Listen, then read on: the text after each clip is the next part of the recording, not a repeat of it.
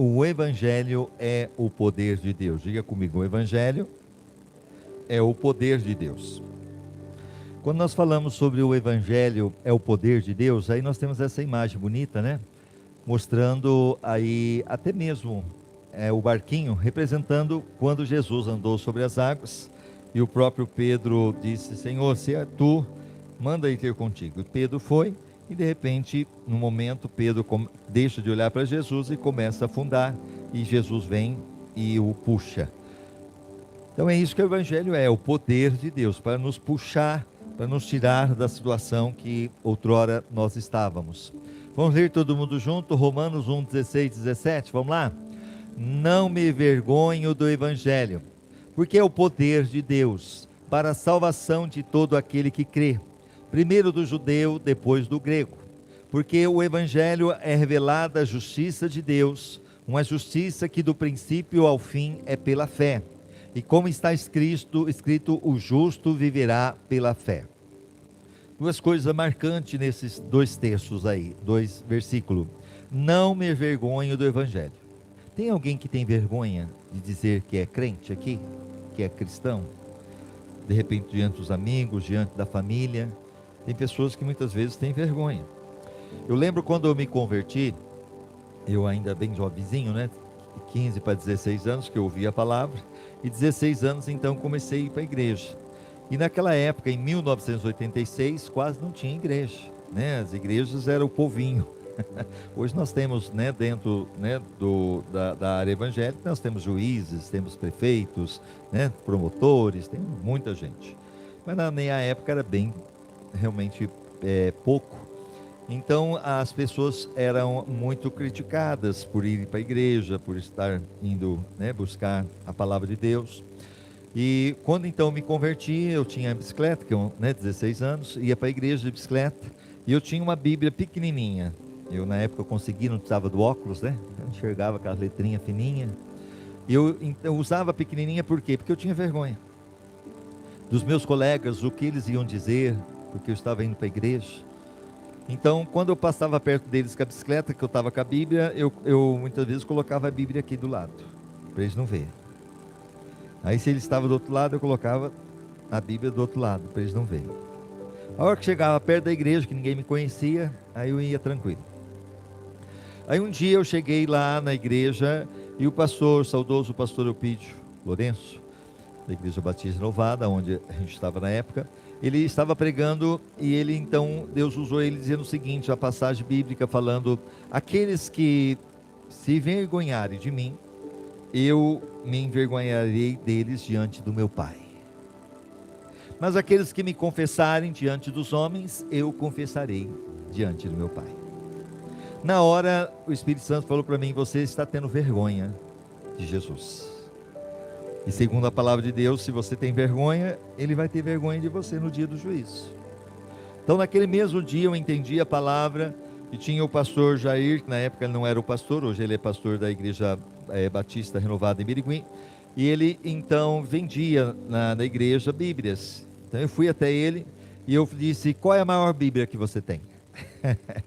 E ele disse: essa. Eu falei: você consegue parcelar para mim, para eu pagar? Não, consigo. E comprei aquela Bíblia grandona. E no próximo culto, então, quando eu fui, que eu tinha que passar por aqueles colegas que antes eu tinha vergonha, eu coloquei a Bíblia bem na frente, assim, do guidão da bicicleta. E quando eu passei, é claro, a reação foi automática: olha o crente aí.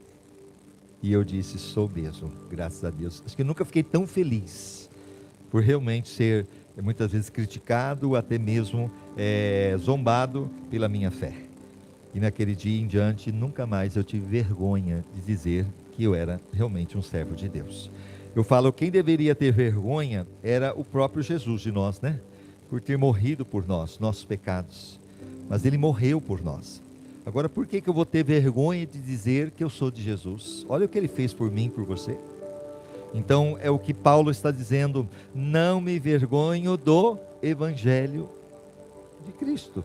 Então, que isto seja no seu trabalho, porque é fácil você chegar aqui, né? A paz do Senhor, irmãos, graça e paz. Agora, quero ver lá no seu trabalho. Tem pessoas que muitas vezes é aquele 007. né? Aí a pessoa muitas vezes chega e fala: olha, eu fui para uma igreja, o colega de trabalho, eu me converti. Ele chega muitas vezes contando. Aí você diz: ah, eu também sou crente. Ele vai dizer assim: mas você era tanto tempo crente, você nunca falou de Jesus para mim. Então vai ser aquela decepção. Por quê? Porque você nunca falou de Jesus. Você nunca demonstrou Jesus através da sua vida. Então não me envergonhe do Evangelho. E ele fala assim: o justo viverá pela fé. Então hoje nós estamos vivendo pela fé. O dia a dia nós vivemos pela fé. O mês de setembro vai chegar.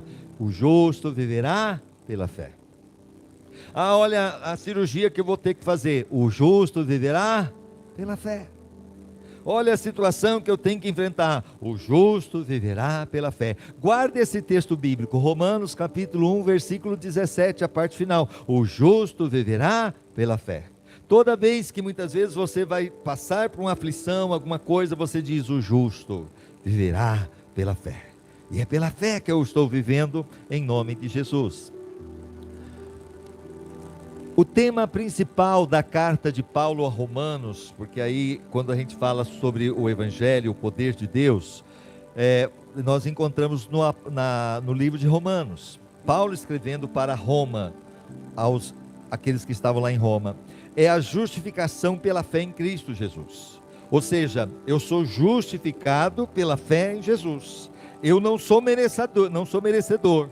Eu sou digno da morte e morte eterna.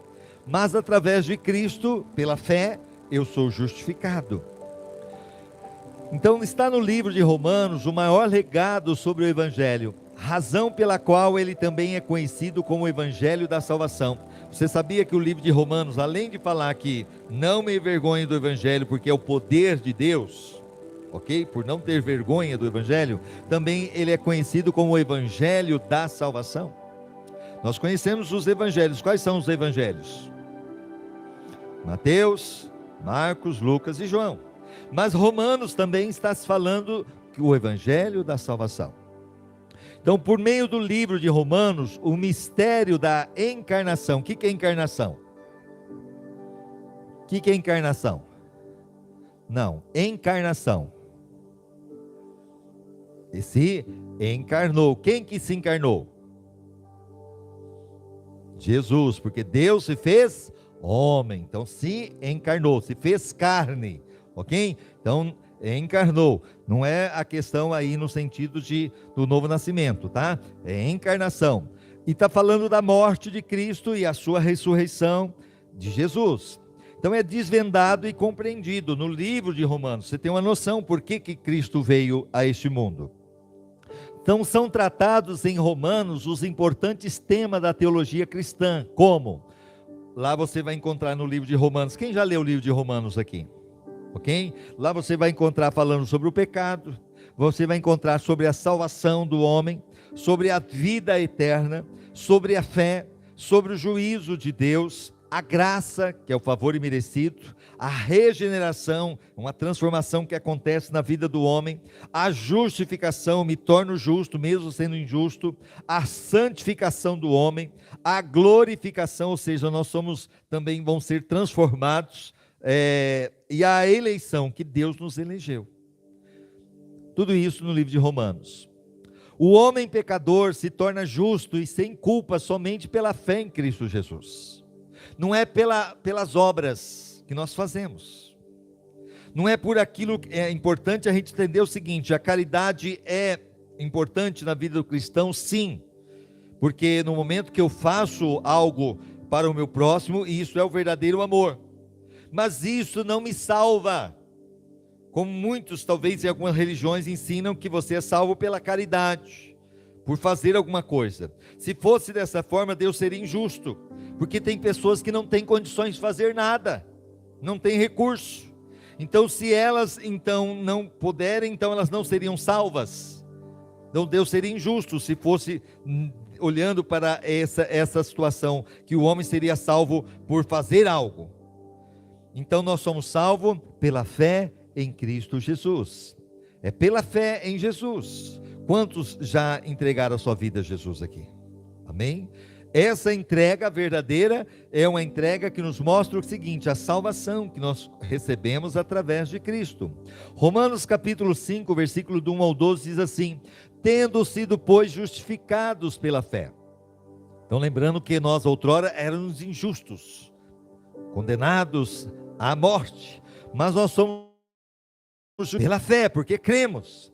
Temos paz com Deus, ou seja, no momento que eu pela fé me arrependo, eu sou justificado, agora eu passo a ter paz com Deus, porque o pecado me separava de Deus, mas agora eu tenho paz, por nosso Senhor Jesus Cristo, por meio de quem aqui obtivemos acesso pela fé a esta graça na qual agora estamos firmes. Quem está firme aqui? Amém? É esta fé, eu não posso retroceder, eu tenho que ficar firme. E ele diz: e nos gloriamos na esperança da glória de Deus. Não só isso, mas também nos gloriamos nas tribulações. Pastor, como é que eu vou me gloriar nas tribulações? Nas lutas. Mas ele diz: nós nos gloriamos nas tribulações, porque sabemos que a tribulação produz perseverança.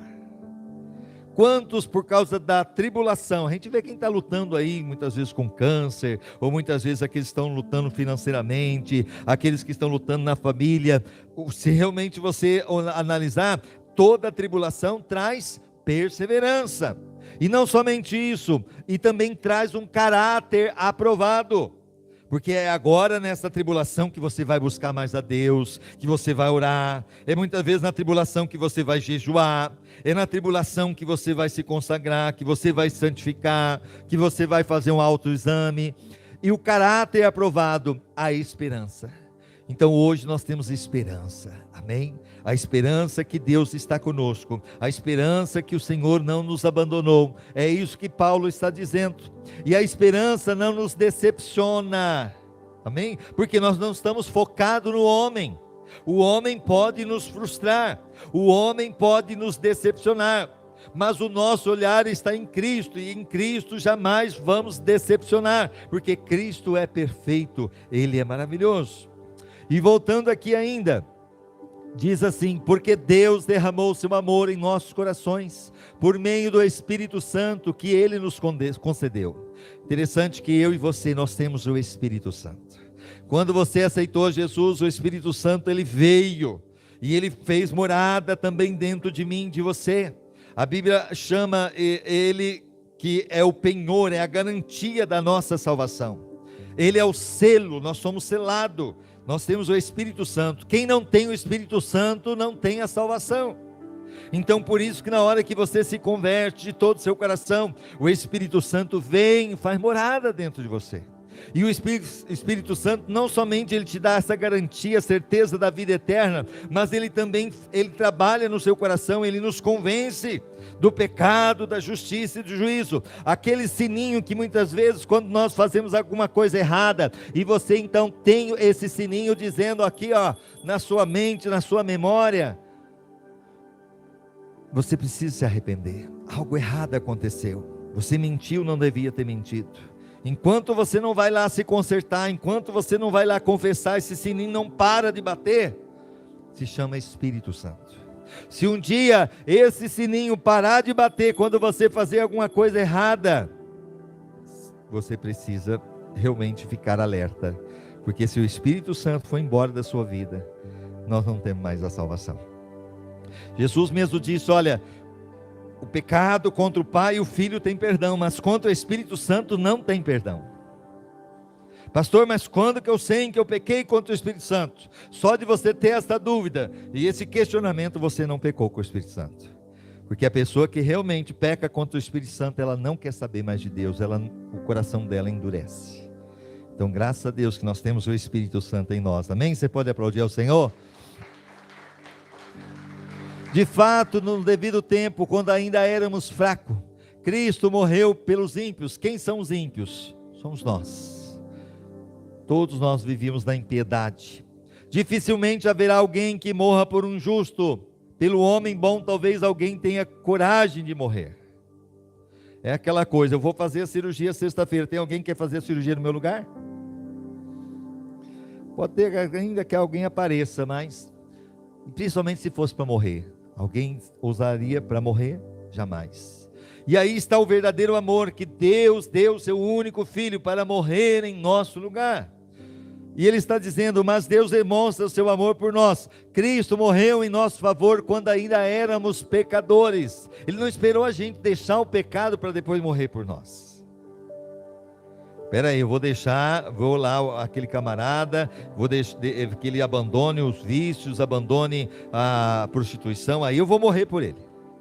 Abandone a mentira, abandone as coisas erradas, aí eu vou morrer por ele. Não, ele morreu por nós, mesmo ainda sendo nós pecadores. Mas Deus demonstra o seu amor por nós. Cristo morreu em nosso favor, quando ainda éramos pecadores. Como agora fomos justificados por seu sangue, muito mais ainda seremos salvos da ira de Deus por meio dele. Oh glória! A ira de Deus virá sobre a humanidade. Eu preguei quinta-feira, a paciência tem limite. Se você não ouviu, ouça. Paciência tem limite, e a paciência de Deus também tem um limite. E vai chegar uma hora que a paciência de Deus sobre a humanidade vai acabar. A ira de Deus virá sobre a humanidade, e não somente sobre a humanidade, mas a ira de Deus virá sobre aqueles que desobedecem a palavra, porque irão para o lago de fogo e enxofre, e lá nunca mais vão sair. É eterno, o sofrimento não tem mais saída. E aí você vai ver o seguinte: como agora fomos justificados pelo seu sangue, muito mais ainda seremos salvos da ira de Deus por meio dele. Se quando éramos inimigos de Deus, lembrando que o pecado me fazia inimigo de Deus, fomos reconciliados com ele mediante a morte de seu filho, quando mais agora, tendo sido reconciliados, seremos salvos por sua vida. Ou seja, lá na cruz, Jesus, ao morrer, ele pega na mão de Deus e pega na mão do homem, totalmente afastado de Deus, e reconcilia o homem com Deus. Então nós fomos reconciliados quando Jesus morre. Pai, em tuas mãos entrego o meu espírito, está consumado. Naquele momento, Deus então, ele é a reconciliação de Deus com o homem.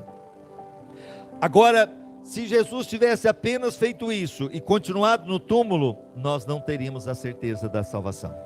A certeza da salvação está quando, ao terceiro dia, ele ressuscita dentre os mortos, e por isso agora, através da sua ressurreição, nós temos garantia da salvação das nossas almas.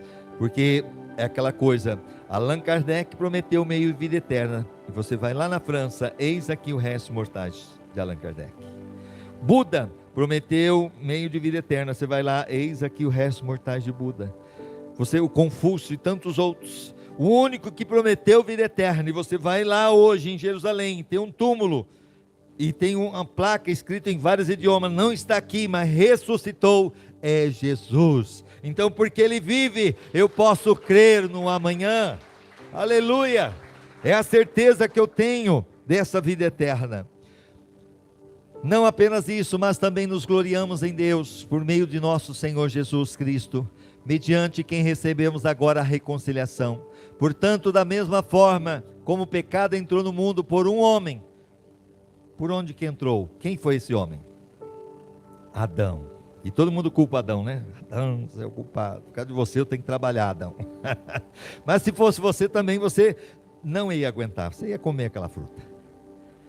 Ok? Então Adão pecou, e pelo pecado a morte, assim também a morte veio a todos os homens, por isso que nós morremos, por isso que vem quando você ouve, morreu fulano, morreu ciclano, tem jeito, a morte vai vir para todos nós, porque todos pecaram, e o salário do pecado é a morte. Você não vê ninguém fazendo ali uma greve, dizendo, eu quero esse salário, o salário do pecado, porque o salário do pecado é a morte. Mas assim como em Adão veio o pecado à humanidade, em Cristo veio a salvação para todos nós. Então por isso nós louvamos ao Senhor. Então o Evangelho é o quê? É o poder de Deus. Olha Romanos 1,16, porque não me envergonho do Evangelho de Cristo. Nunca mais esqueça desse texto. Romanos 1,16. Não me envergonho do Evangelho de Cristo, pois é o poder de Deus para a salvação de todo aquele que crê. Então se eu creio, o único que pode me salvar é Jesus. primeiro do judeu e também do grego, todos nós. Salvação é toda a humanidade. Então o termo evangelho ao pé da letra significa boas notícias ou boas novas. Então o que significa, pastor, então boas novas? O evangelho, boas novas, diga comigo, boas novas. Isso quer dizer o evangelho. Lembra dos anjos que apareceram ali para os pastores, quando Jesus nasceu? Eis que estragam boas novas, nasceu o Salvador. Então o evangelho é boas novas. Mas no Novo Testamento, o evangelho é a boa nova de salvação em Cristo Jesus. Jesus nasceu. Em outras palavras, novas de grande alegria, que os anjos disseram para os pastores, são de que pela vida, ou seja, a encarnação sobrenatural do verbo. Quem é o verbo? Lá em João capítulo 1, versículo 1, fala que Jesus é o verbo. Jesus se fez carne. Então é essa encarnação, Deus se fazendo homem. Também agora a morte, a expiatória e vicária, que é a substituta. Ele morre em meu lugar. Lembra que o Velho Testamento se fazia de ano em ano, tinha que se levar um cordeiro para ser sacrificado. E esse cordeiro, então, ele levava o pecado, as pessoas tinham que levar, pagar, e realmente aquele cordeiro teria que ser sacrificado. No lugar de cada um que ali estava, representando que alguém precisava morrer em nosso lugar. E Jesus foi aquele que morreu em nosso lugar. Quando a gente olha para Barrabás, Barrabás era para morrer. E ali Pilatos colocou, diz: quem que vocês querem que soltem? O que eles falaram? Solte Barrabás. E Jesus? Crucificam, mas ele não fez nada. Crucificam. E aí Pilatos lava as mãos, fala: eu não vejo nele mal algum. É inocente. Mas ele morreu no lugar de Barrabás. Barrabás simboliza eu e você. Oh glória! Foi o que ele fez ali, a morte expiatória, a vicária, substituta, e a ressurreição de Cristo. Deus preparou a salvação do homem, e que somente pode ser recebida pela fé. Eu não posso comprar a minha salvação. Martinho Lutero, um padre que ele iniciou a reforma protestante da Igreja Católica. E lá na Europa, quando ele então coloca, porque se vendia indulgências na Igreja Católica, e naquela época, por essas vendas, as pessoas compravam a sua salvação. E ele então, conhecedor da palavra, diz: não é assim, isso não é bíblico, isso não está na palavra. E por isso então ele protestou. Então por isso que protestante. Então a salvação nós não podemos comprar. A Bíblia fala: se nós fôssemos comprar a nossa salvação, todo o dinheiro do mundo não seria suficiente. Porque não foi ouro e nem prata que nós fomos comprados, mas foi com o sangue do Filho de Deus. Não tem como pagar. É o amor de Deus representado a cada um de nós. Temos aí o Vinícius e a Rose. Tem ali o Lourenço e o Arthur, os gêmeos. Tem dois. Você tem coragem de dar um para morrer no lugar do estuprador, de um assassino? Teria coragem de dar a Maria? Claro que não. Aí está o amor de Deus. Ora narabacantaramaias. Ora macanturiachederialamas. Eu sinto a presença dele aqui nesta manhã. Eu sei que Ele está mostrando para você que você não tem que pagar nada, o preço já foi pago. Ele morreu por mim, por você. Agora, para que eu possa ter essa salvação, é através da fé. E essa fé é necessário eu me arrepender, eu me converter, é necessário eu me entregar. E quando eu faço isso, então eu nasço de novo e eu tenho essa salvação. Oh, aleluia! Então o Evangelho é o poder de Deus, ele transforma. O Evangelho é o poder de Deus, porque nele se revela a forma como o homem pecador pode ser salvo. Esses dias eu compartilhei um testemunho de um homem mais tatuado do Brasil. Vocês viram isso? Cheio de tatuagem. Mas quando ele tem um encontro com Jesus, ele começa a tirar as tatuagens. Com certeza também sofre muito, ouço falar, né? Quando vai tirar as tatuagens. E hoje ele está pregando o poder de Deus. Aleluia. Então o evangelho é o poder de Deus que tira o traficante, que liberta o viciado em drogas, liberta a prostituta, que liberta o ladrão, liberta o assassino, que liberta o ladrão. Jesus é, através desse evangelho, as boas novas. Por isso nós temos que pregar, dizer para todos: Jesus salva, Jesus liberta e Jesus leva para o céu. Sem Cristo não há salvação. Diga comigo: sem Cristo não há salvação. Atos 4, 10 ao 12. Saibam os senhores e todo o povo de Israel, que por meio do nome de Jesus Cristo Nazareno, a quem os senhores crucificaram, mas a quem Deus ressuscitou dos mortos, este homem está aí curado diante dos senhores. Este Jesus é a pedra que vocês construtores rejeitaram, e que se tornou a pedra angular. Não há salvação em nenhum outro. Como eu disse, Maria, Pedro, João estão lá no céu, nós vamos abraçá-los, vamos conversar com eles. Mas Maria não salva, Pedro não salva, Allan Kardec não salva, somente Jesus. Aqui está bem claro na Bíblia: em nenhum outro há salvação, nenhum outro há salvação, pois debaixo do céu não há nenhum outro nome dado aos homens pela qual devamos ser salvos. Só é Jesus. Eu preciso entender, pastor, mas eu aprendi assim. Aprendeu errado. Agora você tem que aprender a palavra. Está na palavra dizendo que não há salvação a não ser por Jesus. Só Jesus morreu por mim e por você. Então agora eu tenho que fazer o que é certo. João declarou que Jesus é o Cordeiro de Deus que tira o pecado do mundo. João 1,29. Eis o Cordeiro de Deus que tira o pecado do mundo. Jesus é o único que através do seu sangue nos purifica e nos perdoa. E Paulo declarou: porque ninguém pode lançar outro fundamento além do que foi posto, o qual é Jesus Cristo. 1 Coríntios 3,11. O fundamento, o único que pode nos salvar é Jesus. É Jesus, não tem outro. Por sua morte, Jesus assumiu nossos pecados, nos redimiu pelo seu sangue, em Mateus 26, 28. E tomando o cálice, dado graça, deu-lhe dizendo: bebei dele todos, porque isto é o meu sangue, o sangue do Novo Testamento. Lembra da Santa Ceia? Nós pegamos o suco de uva, que simboliza o sangue de Cristo. Interessante que aqui Jesus não tinha morrido, mas ele disse: esse é meu sangue. Então não era o sangue dele, ele não tinha derramado ainda, mas simboliza o sangue dele, o sangue da nova aliança, do Novo Testamento, que é derramado por muitos para a remissão dos pecados. Mateus 26, 27, 28.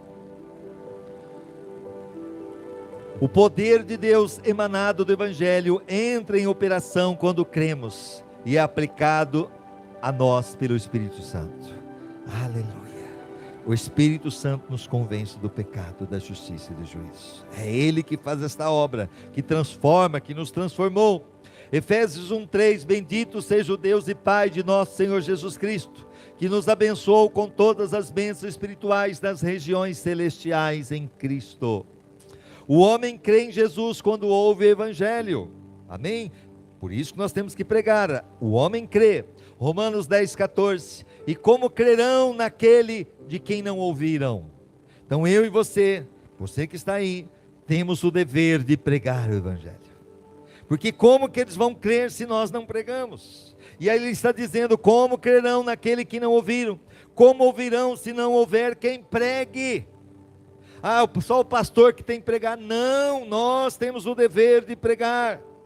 Ah, eu não sei pregar, pastor, mas você sabe compartilhar a live. Compartilha, para que outras pessoas sejam também impactadas. E como pregarão se não forem enviados? Nós temos vários missionários hoje no mundo.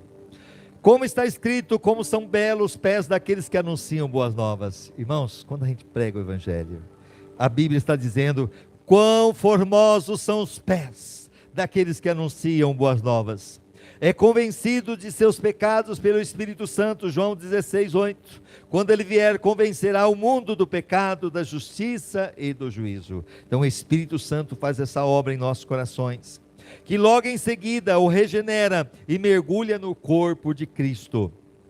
Pois em 1 Coríntios 12, 13, pois em um só corpo todos fomos batizados em um único Espírito, quer judeus, quer gregos, quer escravos, quer livres.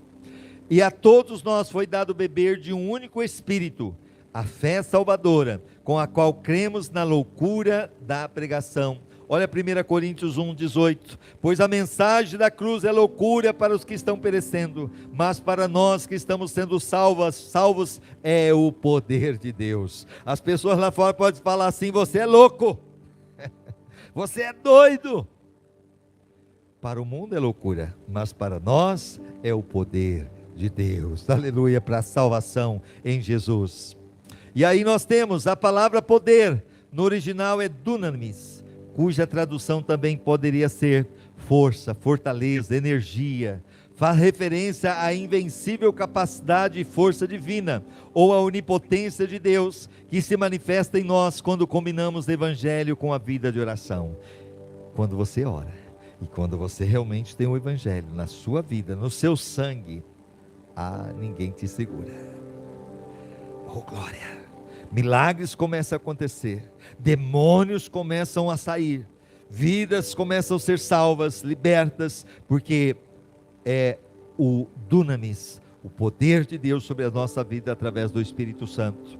Esse poder do Evangelho é o mesmo que ressuscitou Jesus Cristo dos mortos. Deus ressuscitou o Senhor e também nos ressuscitará a nós pelo seu poder. 1 Coríntios 6,14. Olha só, o poder do Evangelho ressuscitou Jesus, e esse mesmo poder vai nos ressuscitar um dia para a vida eterna.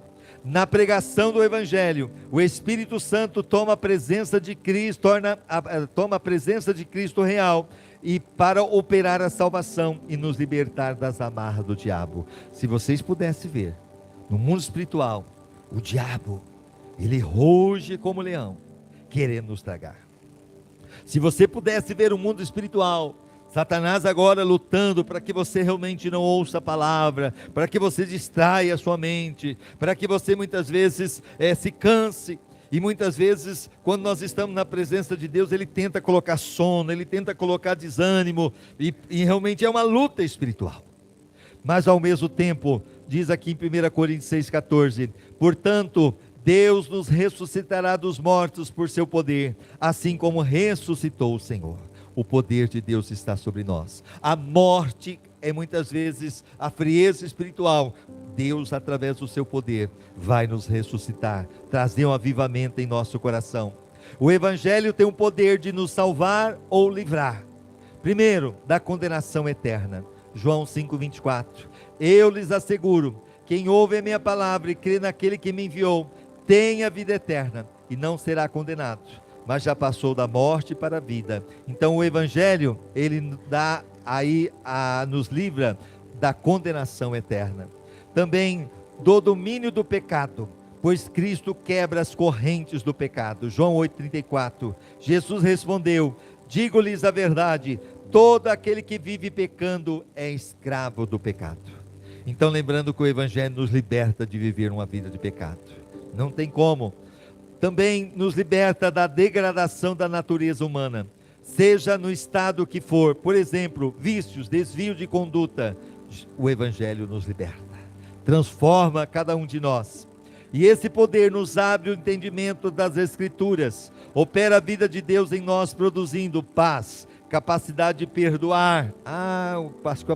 O maior problema na vida do homem é a capacidade de perdoar. E o Evangelho faz isso na nossa vida. Quem aqui já perdoou? É o Evangelho que faz isso.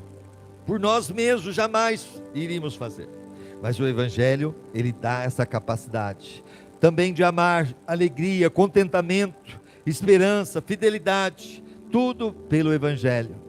Então a atalaia de Cristo ensina qual o Evangelho você está ouvindo. Romanos 1,16. O Evangelho que não transforma a pessoa. Vamos repetir comigo. O Evangelho que não transforma a pessoa não é o Evangelho que serve para salvar o pecador. Porque Jesus, o autor do Evangelho, que transforma o pecador para a salvação eterna, morreu para livrar e salvar o pecador do seu pecado, e não para aceitar o pecado do pecador. Então, se o Evangelho você está ouvindo e não está mudando você, não é o Evangelho. Porque o Evangelho transforma, ele liberta, ele tira. Agora, a justiça de Deus se revela no Evangelho. A justiça de Deus é o mesmo que o seu irrepreensível padrão de perfeição ou de absoluta retidão. O termo justiça, dikaiosine, aponta para o caráter íntegro, a posição justa e as ações corretas de Deus. Deus é santo e não podemos cumprir a sua lei sem falhar. Por essa razão, ele nos presenteou a justiça de Cristo. Então nós não teríamos condições de ser salvos por nós mesmos, mas ele nos presenteou com a justiça. Deus é justo. Não precisamos fazer nada para recebê-la. Romanos 3:28. Pois sustentamos que o homem é justificado pela fé, independente da obediência da lei. Lembrando que a lei mostra os nossos erros. A lei condena. A alma que pecar morrerá. Mas através da graça, nós somos justificados. Nós somos perdoados. Pois Cristo já fez tudo no Calvário. Ela provém de Deus, a parte dos esforços humanos, ou seja, esse Evangelho. Romanos 3, 21, 22, mas agora se manifestou uma justiça que provém de Deus, independente da lei, da qual testemunham a lei e os profetas, justiça de Deus mediante a fé em Jesus Cristo para todos os que creem. Então essa justiça está sendo demonstrada para mim e para você. Apossamo-nos dela simplesmente crendo. Romanos 1,17. Porque no Evangelho é revelada a justiça de Deus, uma justiça que do princípio ao fim é pela fé. Como está escrito, o justo viverá pela fé. É essa justiça que eu e você precisa realmente entender. Salmo 119 e 142. A tua justiça é uma justiça eterna e a tua lei é a verdade. E para a gente ir para os finalmente, Pedro se comportou de maneira repreensível e preconceituosa em Antioquia da Síria, quando se apartou dos cristãos gentios, temendo a represália dos cristãos judeus, os da circuncisão. Paulo declarou que ele, Pedro, não estava procedendo corretamente. Olha só, chega um momento que Pedro começa, mesmo seguindo a Jesus por 3 anos e meio, chega um momento que ele começa, por causa da pressão dos judeus, ele começa a aceitar aquilo que outrora já não precisava mais aceitar, como a circuncisão, como muitas vezes a guardar o sábado, e Pedro começa a aceitar de novo, e Paulo vem e chama a atenção de Pedro. Pedro, não é assim. Você agora é salvo pela fé, não é pelas obras, não é mais muitas vezes pelas questões de sacrifícios como era na lei.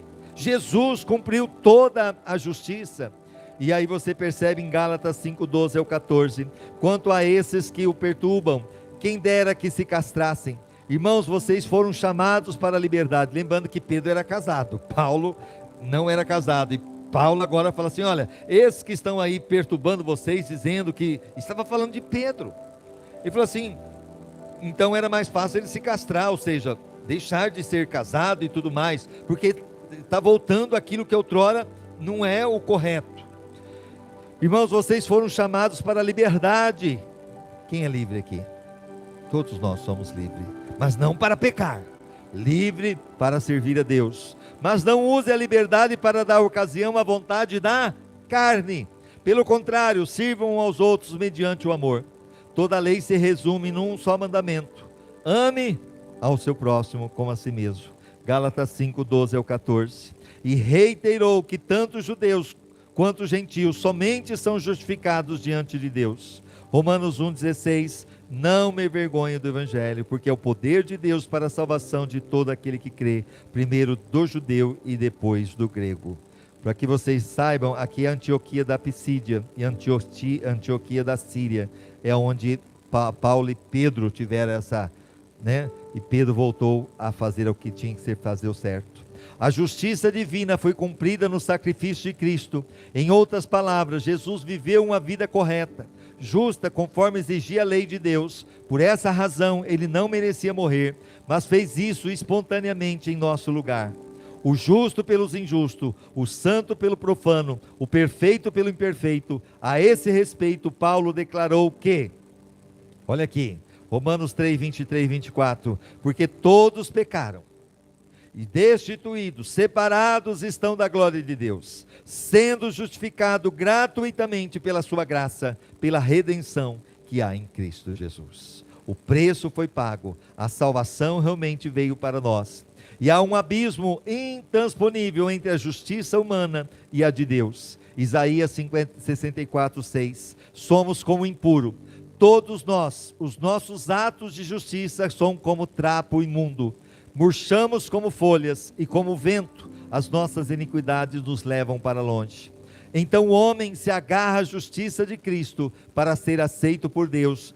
Faz isso pela fé em Cristo como seu Salvador e Senhor. Romanos 10, 13. Porque todo aquele que invocar o nome do Senhor será salvo.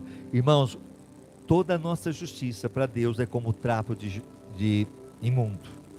Ou seja, eu posso ser bom, eu não mato, não roubo, não fumo, não faço mal para ninguém.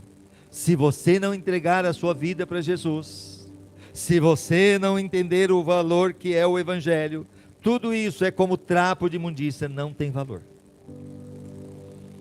E muitas vezes a gente vê muito no velório isso, era pessoa boa, não fazia mal para ninguém, mas isso não te dá direito à salvação. A salvação, eu preciso entender, é pela fé em Jesus, não é por aquilo que eu faço ou deixo de fazer. Por isso, ai de mim se não pregar o Evangelho. Eu tenho que pregar o Evangelho, eu tenho que levar vidas a entender isso. Por isso que o Evangelho é o poder de Deus, pois pela fé nos atos meritórios de Jesus Cristo, o homem vence até a morte, o último inimigo. Olha 1 Coríntios 15, 54, 57.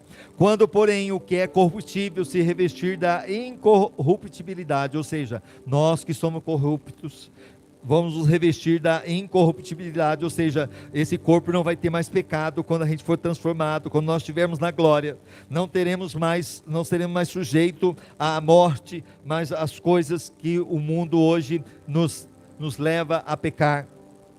E o que é mortal da imortalidade. Você sabia que você vai ser imortal? Diga para o seu irmão, você vai ser imortal. Muitos hoje estão buscando, né, ser imortal. Tem pessoas que morrem e aí pagam uma fortuna para deixar lá o corpo congelado, né, para ver se um dia ressuscita. Ô dó. Mas a Bíblia fala o seguinte: eu e você, se crermos nesse Evangelho, o poder de Deus, seremos imortais.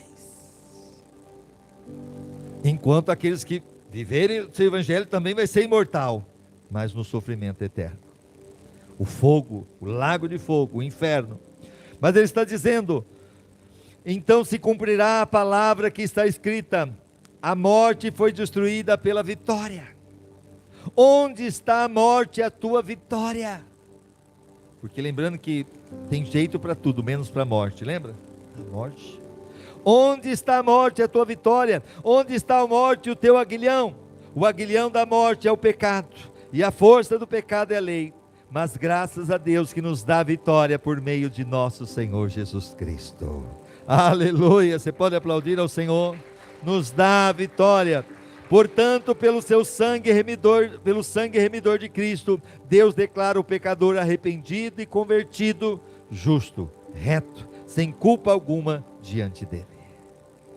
Se você realmente entregou a sua vida ao Senhor, aí Romanos 3, 23 e 24, porque todos os pecados estão destituídos da glória de Deus, sendo justificado gratuitamente por sua graça, por meio da redenção que há em Cristo Jesus. O preço do resgate do irmão mais novo, Lucas 15, 24, pois este meu filho estava morto e voltou à vida, estava perdido e foi achado. De quem que está se falando aqui? Do filho pródigo. E começaram a festejar. Foi pago pelo verdadeiro irmão mais velho, o Abel celestial, cujo sangue não pede vingança, mas perdão. Ou seja, foi feita uma festa ao irmão mais novo voltar.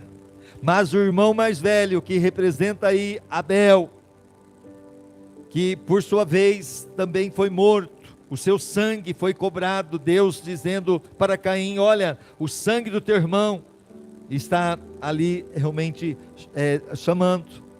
Mas agora você percebe que em Cristo Jesus, tanto o irmão mais novo, o filho pródigo, como também lá do próprio Abel, através do sangue de Cristo, o perdão de Deus vem para todos aqueles que se arrependerem e se converterem.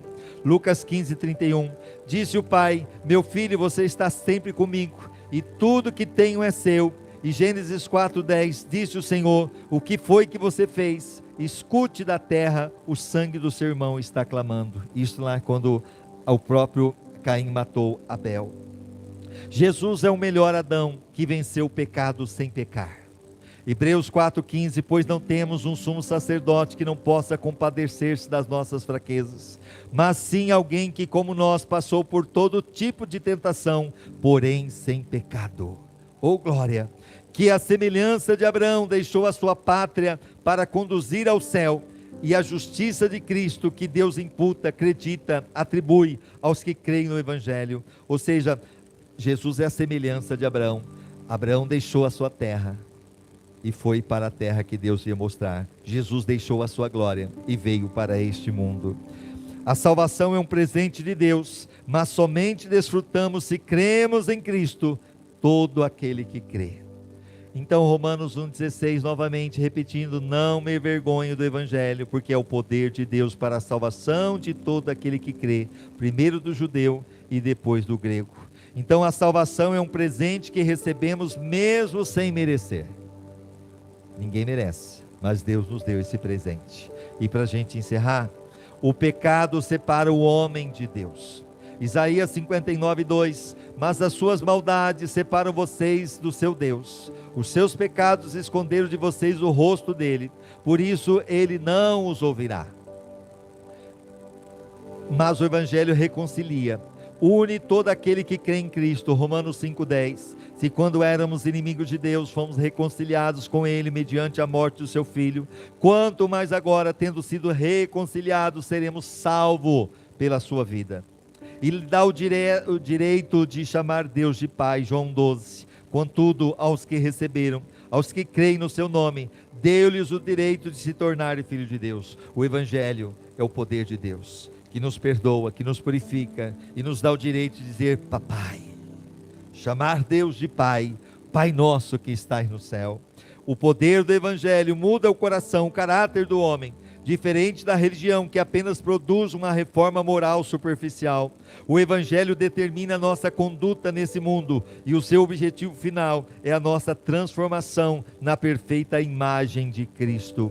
Olha aqui, 2 Coríntios 3:18, mas todos nós, com cara descoberta, refletindo como um espelho a glória do Senhor. Então o Evangelho, agora a gente mostra Cristo.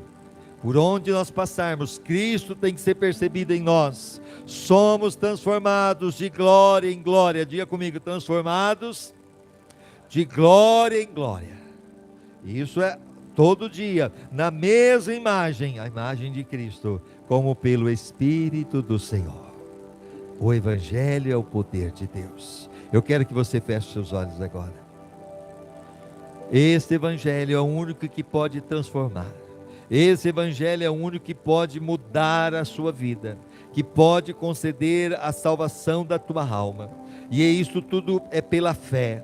Então, neste momento, que você possa se entregar totalmente ao Senhor, que você possa dizer: Senhor, obrigado por esse Evangelho, que muda, que transforma, ó Deus, que faz com que o meu nome esteja escrito no livro da vida, que realmente mostra que um dia eu serei transformado, estou sendo transformado, Senhor, de glória em glória, que o Senhor cada dia mais habite em mim, através do Teu Espírito Santo, que eu possa revelar a Tua glória por onde eu passar, que pessoas sejam transformadas pelo Teu poder, que haja transformação, Senhor, através do Evangelho, que eu não tenha vergonha de dizer que eu sou Teu, mas que eu possa confessar Jesus para todos, ó Deus, aqueles que estão aí precisando dessa salvação, que eu possa anunciar o Teu Evangelho, que eu possa crer na salvação, e ó Deus, e tomar posse daquilo que o Senhor tem para a minha vida. Pai, eu Te dou graça por mais um dia aleluia. Te dou graças, Senhor, por esta palavra e que ela esteja no meu coração e que eu possa viver plenamente, ó Deus, porque é o poder de Deus. O Evangelho é o poder de Deus para a salvação de todo aquele que nele crê. E eu creio, diga eu creio no Evangelho e eu tomo posse dessa salvação em Jesus. Amém e amém. Você pode aplaudir ao Senhor? Traz para mim o caderno. Glória a Deus. Que você possa depois refletir, sabendo que esse Evangelho ainda opera nos dias de hoje.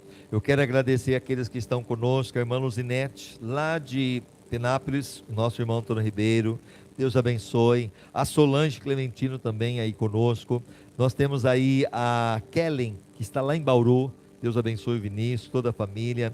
Também no YouTube nós temos nossos irmãos peruanos, a Mandélia que está lá, a Naara, o Gênime. Deus abençoe a todos vocês que estão aí conosco. Deus abençoe a Andréia Salles também, conectada conosco. A Marina, tanto ontem, né? A Marina que fez aniversário ontem, um abraço para a Marina. Deus abençoe, Deus dê muitas bênçãos do céu, como o Gabriel, filho da Andréia, que fez aniversário ontem. Deus abençoe. A Maria Carolina, que não pôde estar aqui hoje, está com a virose, mas está assistindo. O Mário, Deus abençoe o Márcio. No Instagram, nós temos aqui o Pílios Pierre, nós temos a Maria Creuza, nós temos a Alda Pavarino, nós temos a Cíntia também assistindo, nós temos a Fabrício também conectado, nós temos Ami Almada, câmera, com os nomes aqui, né? Até não é fácil não, hein? Por Varejo, nós temos a Metal Forma também que está assistindo, eu creio que é o nosso irmão Bruno, a Andy, também o Pugina, o vereador, também assistindo, Deus abençoe. Nós temos aí a Ana Cláudia Souza, Deus abençoe, e tantos outros em nome de Jesus. Graças a Deus.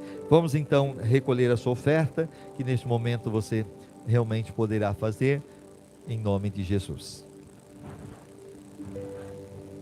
Glória a Deus. Senhora Paulinha, vem cá, que aí o pessoal te vê aqui, ó. Pai querido, Pai amado, nós te louvamos e te adoramos e te agradecemos, porque até aqui o Senhor nos sustentou. Obrigada, Senhor Jesus, por essa palavra abençoada, pela tua presença e teu imenso amor. E obrigada, Senhor Jesus, por esse evangelho que nos transforma verdadeiramente.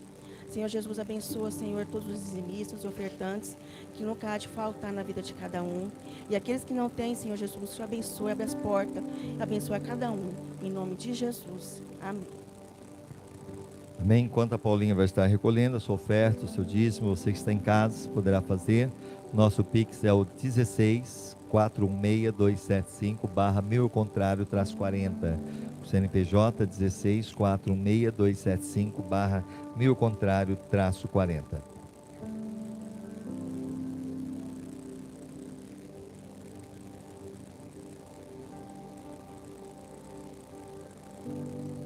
Isso, vamos estar fazendo o último louvor, fique de pé.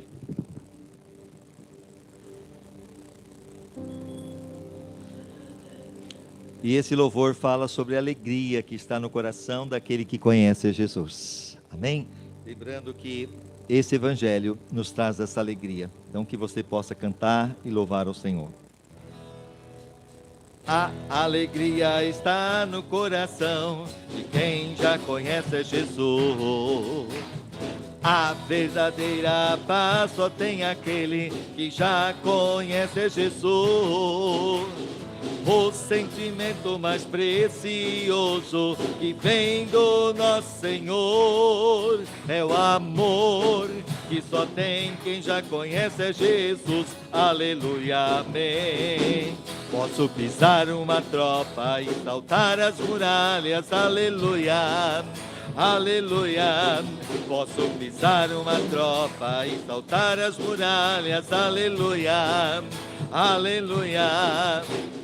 Cristo é a rocha da minha salvação, com Ele não há mais condenação. Posso pisar uma tropa e saltar as muralhas, aleluia, aleluia.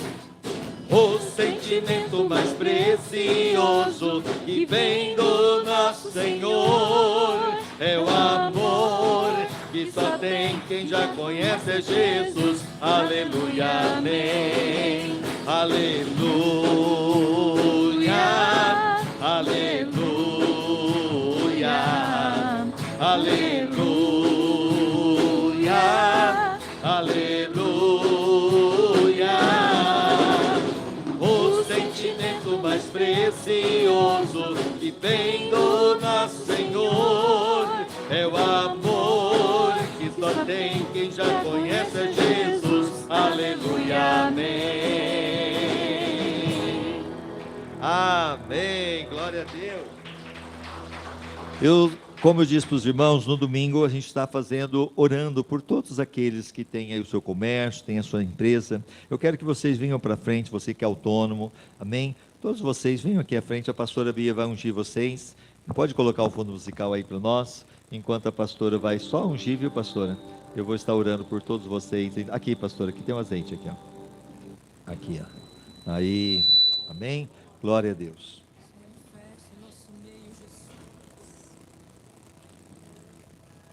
Pode ligar o verde amarelo. Alô, isso. Isso, Melanie, parabéns. Todos vocês, nas suas finanças, venha para cá, tá? A pastora só vai ungir aqui, ela não vai lá não. Então, se você quiser pelas finanças, pela sua vida financeira, é aqui, ó. Pode vir aqui, o pessoal pode empurrar cadeiras focadas, amém? Pastor, isso, vai lá agora os demais que ainda não receberam, amém? O Senhor colocou no meu coração para orar pelas suas finanças. Então, em nome de Jesus, Pai, aí está diante do Senhor os teus filhos, aqueles que estão nos assistindo.